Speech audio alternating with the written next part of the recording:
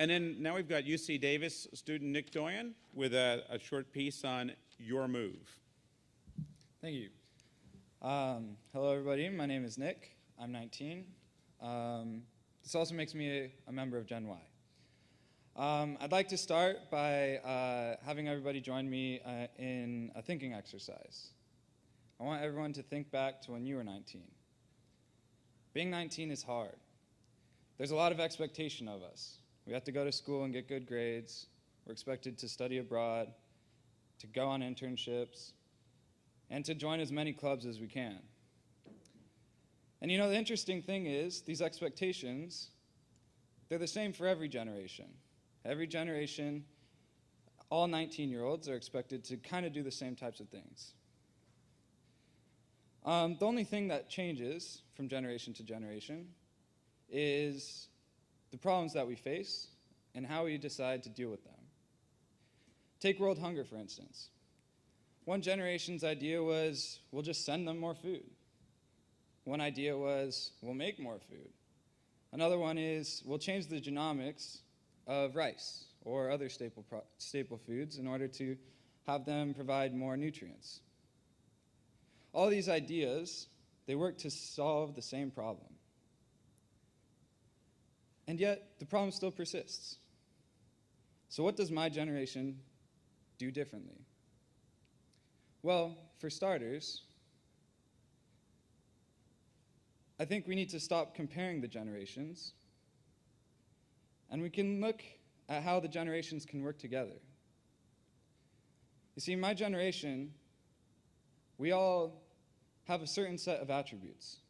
We're ambitious, we're adaptable, and we have no idea of what can and cannot be done. And you know, I view our naivete as a strength, because it allows us to look at the world in an idealistic view. It allows us to look at problems and think, you know, why is it this way? And how can we change it? But that's not to say my generation doesn't have problems, because we do. For one, we're still learning. We're still learning about how the world works. That's kind of where your generation comes in. Your generation is filled with professionals who have gone through life, and they've learned, and they understand how the world works. And so I look at our two generations, and I see two generations of people that complement each other. And I just wonder, you know, why don't we work together? We need to get past the archaic idea that each generation needs to take on their own problems themselves. We need to stop thinking 50 years in the past and start planning 50 years in the future. Because if you think about it, how many people here are going to be here in 50 years? I know I am. So it's your move. Thank you.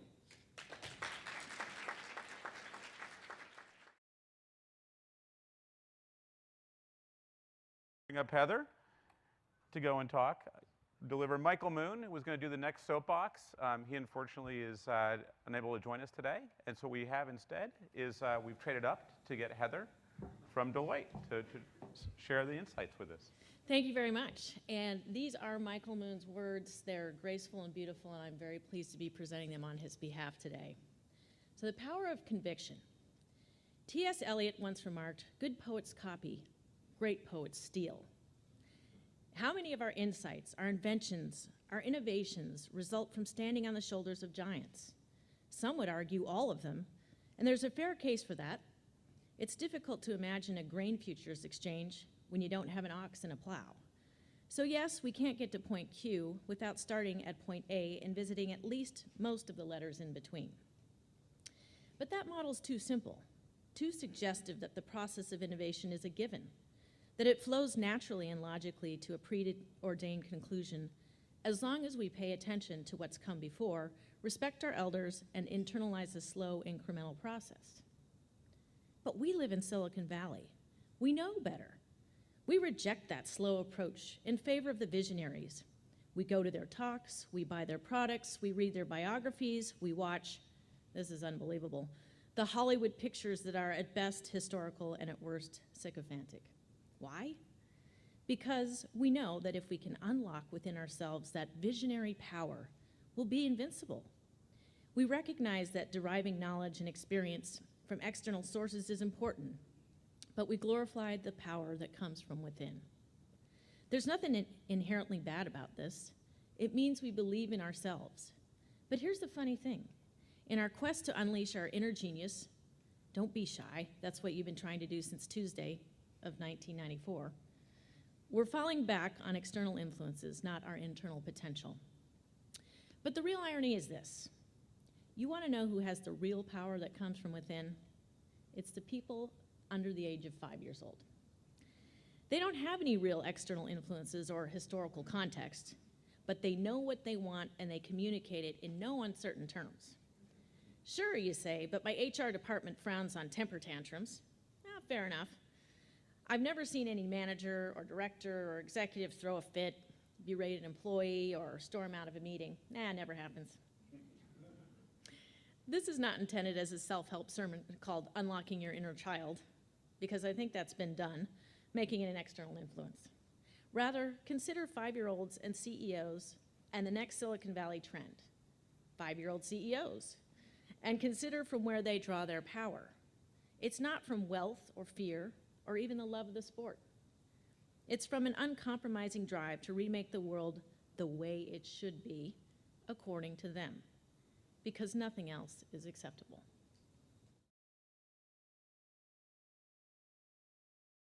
For that inspiring conversation. We now are pleased to present from the Tech Credit Union CEO Barbara Kamm on her piece about killing the walking dead. Please join me in welcoming her.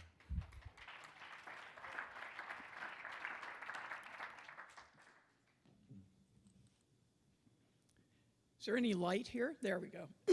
Now maybe I can read if I need to. We've been learning today about the power of technology and innovation, about the power of ourselves. What do we do with this power? I would argue that we should use this power to empower others. How many out there have seen The Walking Dead? Raise your hands. Let's see a show of hands. Oh, not as many as I would have expected. For those of you who aren't familiar with this very popular television series, imagine an apocalyptic world where a small band of survivors is battling a population of zombies. And now you're thinking, and what the heck does that have to do with power, envisioning power? Let me tell you a little story. I used to work with a boss who used his power like a hammer. When anyone disagreed with him or challenged him, they were marginalized, sidelined in the organization. These were good people. I had hired some of them. They were highly skilled at what they did. But eventually, many of them found their way to my office for some counseling and asking the question, what should I do? And my answer was, you can't fix this. You have become one of the walking dead. You need to find another job. Sounds harsh, doesn't it? But this was the reality of the culture that this particular individual had created with his power. He had basically shattered the vision of some very good employees, and he stood the risk of shattering the innovation within the organization. And we all know that you don't live very long if you're slowly but surely turning good people into zombies. So, what I want to encourage you all to do is to think about how you can use your power to not create the walking dead. Think about this, that as leaders, one of our greatest powers is the ability to empower other people, to empower them to rise to their highest and best potential. And we could do this by creating a corporate culture that focuses on 3 keys: individual contribution and collaboration and engagement. An organization that is open and collaborative and engaging is one that gives its people the permission to challenge the status quo, to exercise their own initiative, to make suggestions to add to the common dialogue, and to even take risks that some of those new ideas will fail. But if we've given our people the ability to do these things, we've empowered them. We have magnified their energy. We're allowing them to live and to grow, and they in turn will contribute to our organizations and allow our organizations to thrive. So for me, it's a real joy to be able to lead an organization of the living. Let me challenge you today. Write down these 3 questions and use the information you're learning today to answer them. How can I create an organization of collaboration? How can I empower engagement in the organization?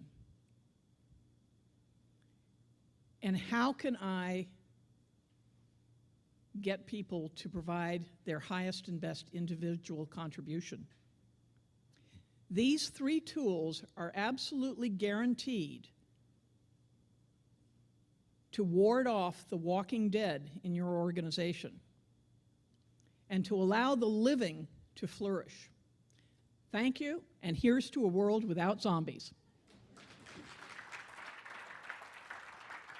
Thank you, Barbara.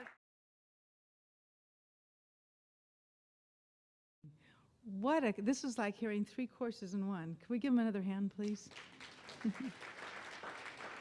Avery, Lyford, and Victoria Livschitz are here. I'm going to do a duet on the diversity and the power of diversity here, and they're going to do it from 2 soapboxes. You might wonder why I'm on.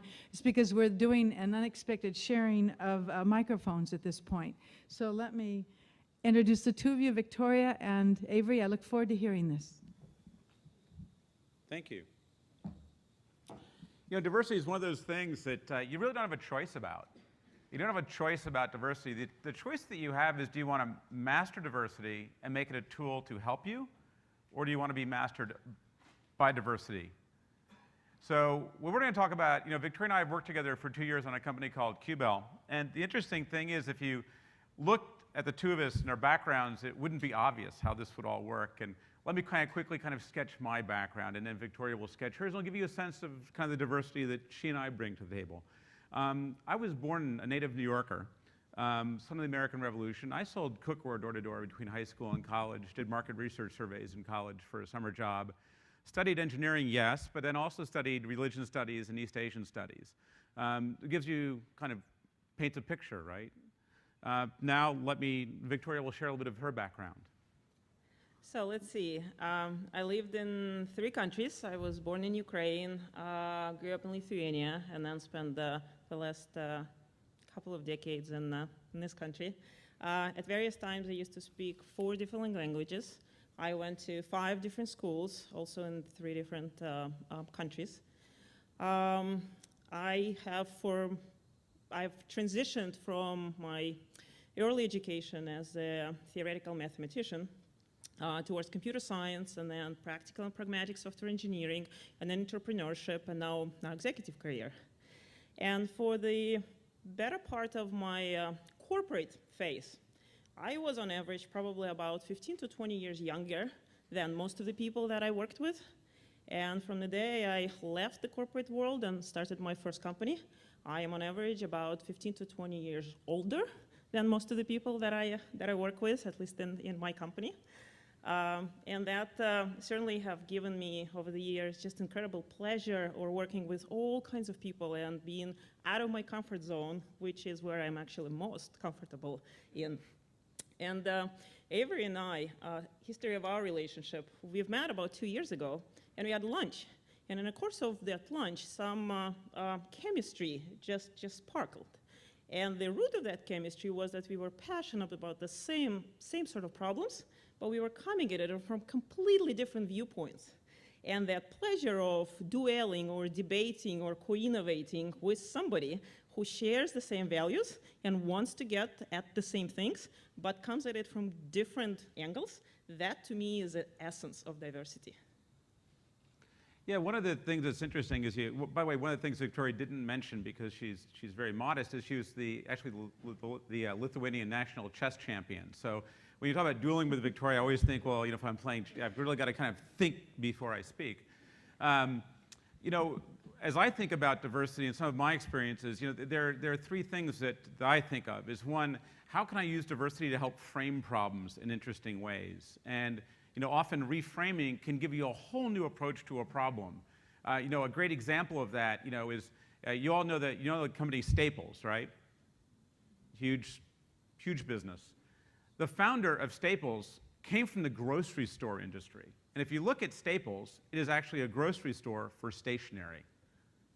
You still get a grocery cart, you push it around the place. That's an example of reframing, of taking the paradigm of one industry and applying it to another. You can do that across disciplines as well. A second really powerful tool from the toolkit of diversity is the problem that different disciplines have different tools by which to solve problems in the way they think and approach problems. And that, again, can give you great breakthroughs. And some examples of that are, like the iPhone. And if you know Microsoft Connect, do you know Microsoft Connect, where it can detect your movement as part of the game? That took 7 different PhD-level disciplines coming together to be able to create that technology. That is a glorious example of the power of diversity in different tool sets. And finally, there's the power of diversity of engagement. And there are certain problems, like the ending of apartheid in South Africa. There was an effort called the Montfleur scenarios, where 25 people, everyone from the black radicals to the apartheid Afrikaner regime, came together to talk about the future of South Africa. And by doing that together, they got the result. It was by engaging those different points of view. So those are some of the tools and things that I find really interesting about how to use diversity. Well, I'll try to make it relevant to something that I've experienced personally. A few years ago, I was running my first company, Grid Dynamics. And we were coming at the interesting stage. We were maybe about 100 people, maybe about $10 million in revenue. We kind of crossed the first threshold of, are we going to make it? Are we going to be relevant? We kind of succeeded as a startup. And now we needed to become successful as a growth company. And I was facing significant challenge figuring out how to do that. And I figured out that I had 2 fundamental problems. Number one, company was structured as what I call a spider company. And a spider company is essentially a system organization that works around essentially one person, a principal, which in this case was me. I was the founder, I was the owner, I was CEO. It was a great position to be in. But the entire company kind of worked as my extension. And there is a limit to how far a company like that can go. And the organizational model around this was tribal. And in order to scale and grow and work successfully in the global community, we needed to be able to attract talent from the outside, have people come in and be successful from different backgrounds and different viewpoints. And we were repelling people who have not really grown with the company. So I needed to do something about this. And I took a set of steps that essentially engineered diversity in.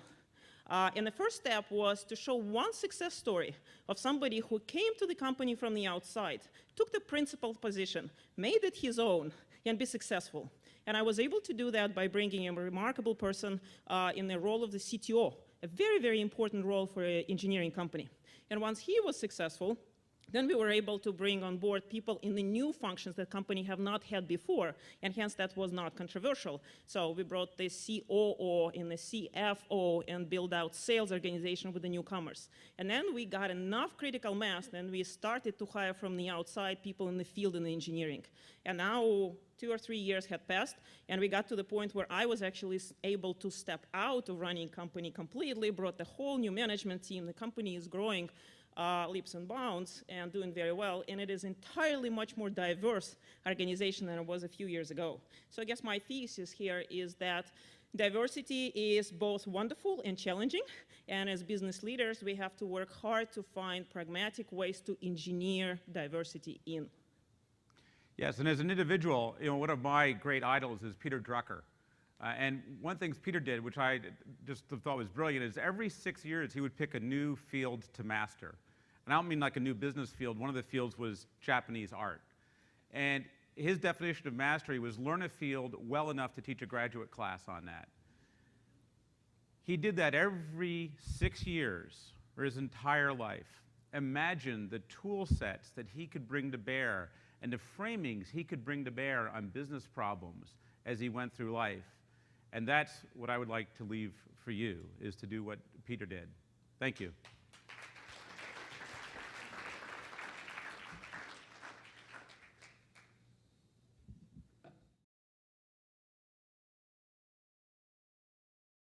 And now I'd like to welcome Sir Alan Collins up for a couple of his observations and thoughts. Please join me in welcoming Sir Alan up to the other soapbox.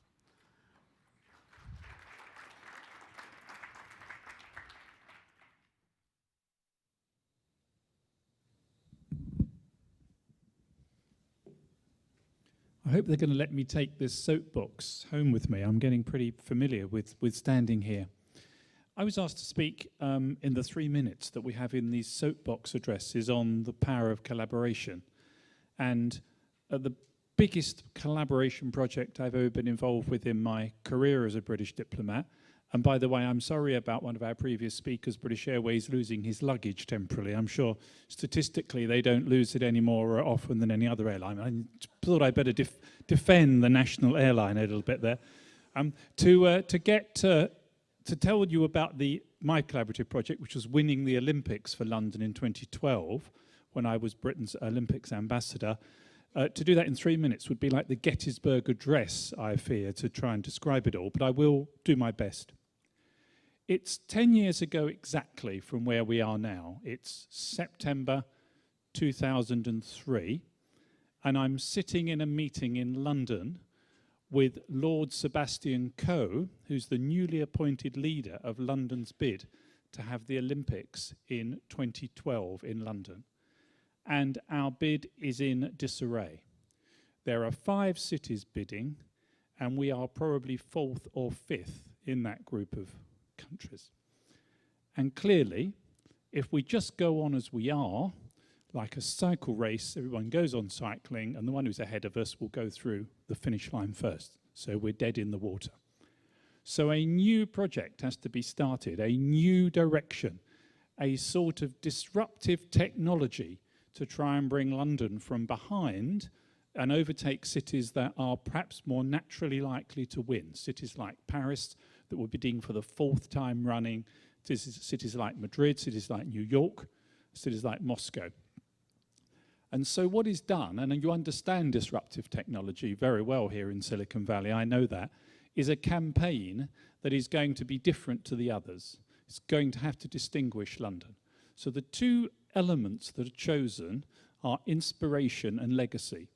We're going to have to convince the International Olympic Committee that our city, by winning, will inspire more young people into sport than will the others. And legacy, we have to show that there'll be a greater legacy from having the Olympics in London and elsewhere. Well, we do the latter by showing that, unlike the other bids, which will use existing stadia, or in New York's case, luckily, no stadium at all, because they lost building it in the middle of the bid, we're going to regenerate the East End of London. We're going to turn a very deprived, industrially ruined site into the nicest park in Europe, biggest park for 400 years. So that's one element. The other element's inspiration. We're going to have to show that it's going to benefit young people. So a collaborative team has to be established. The whole thing has to be a big collaboration between the organising committee, between the government, between the opposing parties in government, because the only way the IOC are going to give us these Olympics is if all the political parties' leaders sign up on a piece of paper in blood that whatever happens, they're not going to disrupt these Olympic plans, whoever wins subsequent elections. That's all done. or the lobbying's put in place, or the talking to IOC members, the Prime Minister going to play a big part. But in Singapore, where I'm the High Commissioner, we decide that part of this collaborative campaign is to make it absolutely obvious when the IOC come there, because the Games location was going to be decided in Singapore, which is why I am appointed the government's representative on this, is that if an IOC member was in the back of a taxi before the meeting in Singapore, not that they'd be very likely to be in the back of a taxi, you know, but if they were in the back of a metaphorical taxi, the taxi driver would say to them, "It's bound to be London, isn't it?" So we would reinforce our brand. So two big things happen. A video is made. All the people who are bidding for the Olympics are allowed to show a short video, 5-minute, 7-minute video to the IOC as part of their hour-and-a-half presentation. The presentation's made by a delegation of 100 people. They all wear the smart suits in the different colours of the countries. The other 4 cities make fantastic travelogues. The New York one's done by Steven Spielberg. The Paris one is helicopter shots of the Champs-Élysées, accordions playing, people drinking coffee and croissants. The London one is nothing to do with London whatsoever. It's all about a group of children, impoverished child in Nigeria, who's inspired by the Olympics to take up running. First shot shows him as a young, ragged boy in a holy vest, but wearing one of these little coloured bands on his wrist. And it runs right through to the last shot, where this muscled, tattooed athlete is on the starting blocks at the Olympics, and lo and behold, it cuts down, and on his wrist is the same band, not a dry in the house. But the other big thing was, in terms of collaboration, 30 people of that 100 delegation agreed to step down from the power and the honour of going to Singapore and talking to the IOC, presenting the case if we win, which we did, being able to say afterwards, I've got bragging rights for the rest of my life. By putting 30 young children into the delegation, we chose 30 young kids from the East End of London who were going to benefit from that inspiration and legacy. And I'm not saying we did it in secrecy, but we didn't advertise the fact that we were bringing them out. And of course, in they march in their T-shirts saying London 2012. Jaws drop in the other delegations. They sit with our delegation, and when Seb Coe gets to the part where he says, these games will benefit the young people of London when it regenerates, could you please stand up and wave to the IOC? These 30 tots stand up and wave. Again, not a dry eye in the house. So this sort of collaboration is the way that you can get power. You can get power to stage the biggest sporting event in the world, and it was only by collaboration that we were able to do it. Thank you for listening to me.